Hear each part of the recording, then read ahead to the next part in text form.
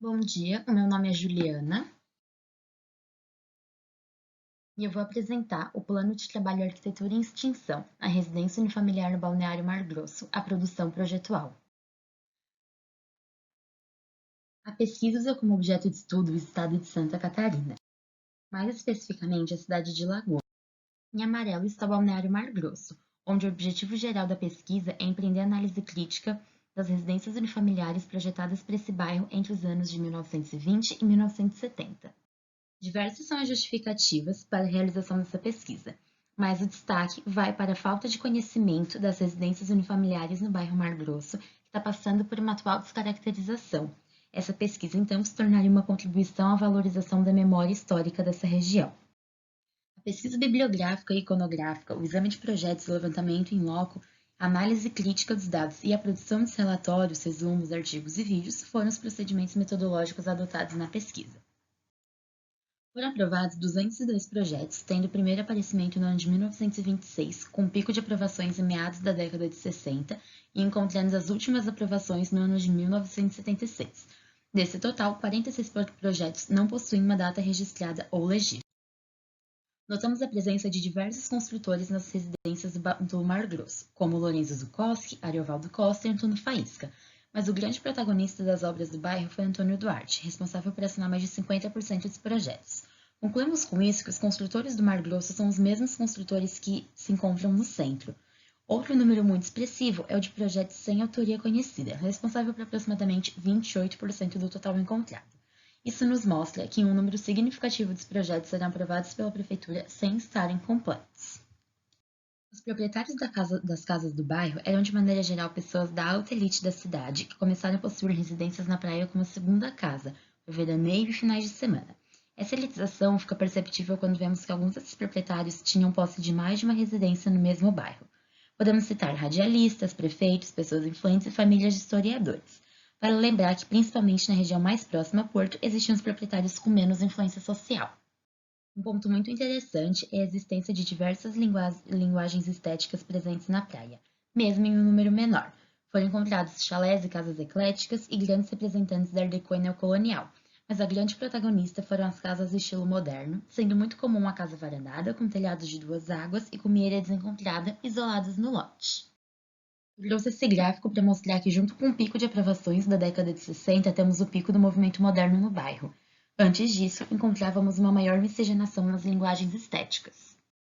Podemos perceber aqui também que os protagonistas do balneário caminham juntos, sendo Antônio Duarte o maior construtor dos exemplares do movimento moderno. O Mar Grosso se iniciou como um bairro predominantemente residencial, com alguns comércios e um número muito pequeno de indústrias, e com um grande predomínio das edificações de um pavimento.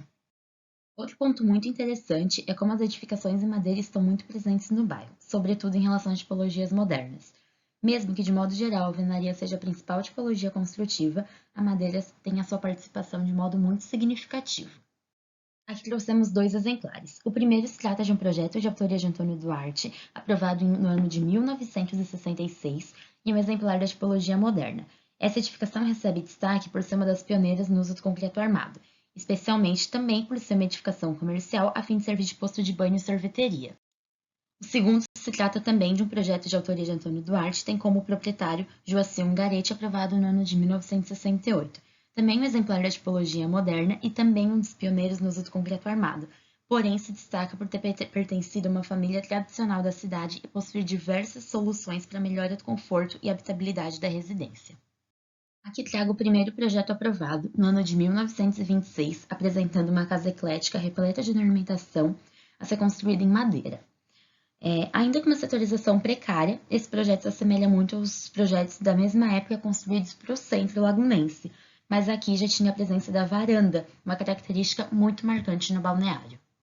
Importante destacar também que os projetos apresentavam a mais variada complexidade e soluções projetuais, mas tendo uma predominância de projetos com setorização precária. Aqui trago dois exemplos. O primeiro, um projeto de Luiz Carlos Remor, no ano de 1962, com uma maior separação das zonas sociais e de serviço. Já o segundo, um projeto de Antônio Duarte, no ano de 1961, tendo uma setorização não tão evidente, com uma maior miscelânea entre quarto, cozinha e banheiro. Na praia, temos o começo das aparições de garagem nos projetos, mas ainda de uma maneira tímida, o que é oposto para as varandas. Essas, por sua vez, se tornaram uma característica muito marcante nos projetos do bairro. Em relação à concepção material e estrutural, trago os mais variados tipos de telhados encontrados nos projetos do Mar Grosso, dando destaque ao predomínio de duas águas, mais especificamente com cumieira desencontrada. Essas, por sua vez, juntamente com as varandas, caracterizam a maioria dos projetos encontrados. Trago aqui um projeto de Antônio Duarte para o Dr. Newton Batista da Silva, no ano de 1969, um exemplar da casa varandada com telhado de duas águas e cumieira desencontrada. Para finalizar, é importante destacar a questão da implantação dessas casas. Sua grande maioria se encontram isoladas no lote, como podemos notar nesse projeto, o qual não possuía uma autoria conhecida.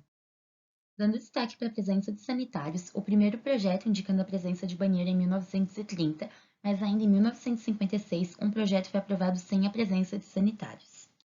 De todo modo, a maioria dos projetos encontrados possuíam sim sanitários. Com isso, podemos concluir que encontramos nos projetos do Mar Grosso grandes variedades de construtores, tipologia, setorização e implantação, e cada projeto com sua característica, mas de maneira geral, o bairro possuía sua identidade em relação às suas construções.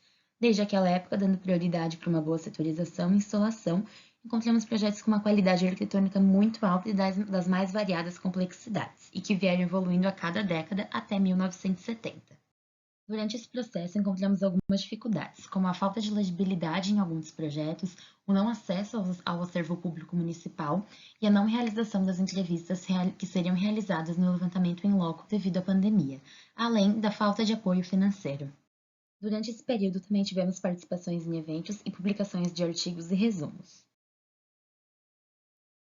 Nosso agradecimento a todos que contribuíram para a efetivação dessa pesquisa.